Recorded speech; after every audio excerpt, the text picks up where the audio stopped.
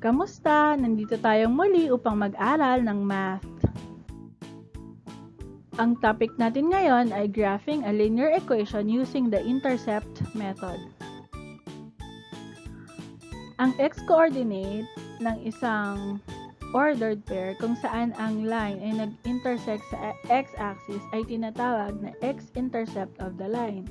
Ang y-coordinate naman ng isang ordered pair kung saan ang line intersects the y-axis is tinatawag na y-intercept of the line. Mas nire-represent natin siya bilang A, 0 para sa x-intercept at 0b para naman sa y-intercept. So, meron din tayong steps sa pag-graph using the intercept method. So, una, hahanapin natin yung x-intercept by setting y is equals to 0. Pangalawa, we find the y-intercept by setting x equals to 0. And finally, pangatlo, we draw a line to connect the points. Pero sometimes, as a check, we find a third point by choosing a value for either x or y and then we solve for the other variable. So, subukan nating i-graph yung equation na 2x minus 5y is equals to 10. So, to find the x-intercept, let y equal 0. So, ibig sabihin nun, we use substitution kung saan this will become 2x minus 5 times 0 is equals to 10. Alam naman natin na 5 times 0 is 0, so no need to write that.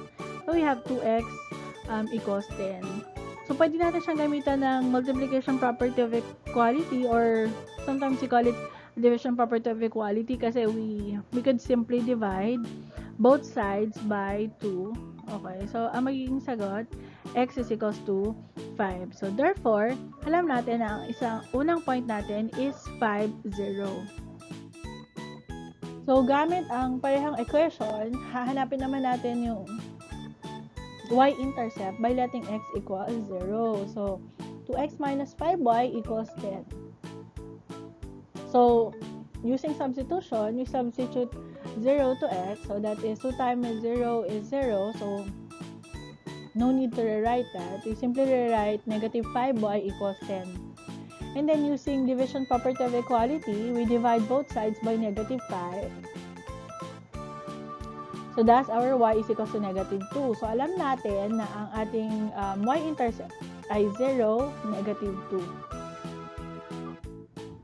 So, gamit pa rin yung same equation, we need to find a third point or ordered pair. At pwede tayo magbigay ng kahit anong value ng x. So, for this one, we let x equals 1.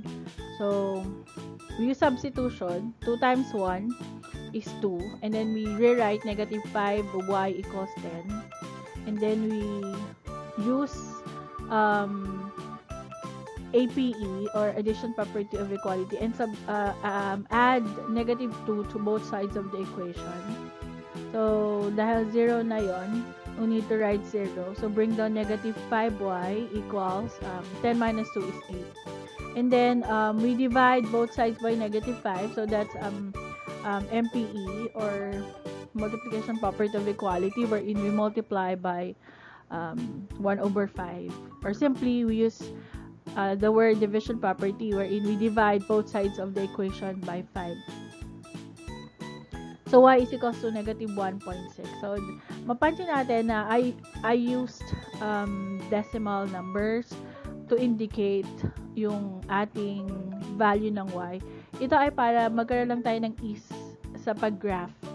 So, mas madali kasi nating malocate yung 1.6 or negative 1.6 kesa sa negative 8 over 5. So, i-graph na natin. So, meron tayong x-intercept na 5, 0 at y-intercept na 0, negative 2. So, this is our Cartesian plane and we locate 5, 0 and negative 2 or 0, negative 2. Now, we know that we have a third point. Yun yung 1 and negative 1.6. So, it lies somewhere here. Ayan, mapapansin nyo, when we draw a line, so, dadaanan pa rin niya yung tatlong point. So, that's exactly the purpose kung bakit tayo humahanap ng third point. So again, let us remember na 2 points determine a line.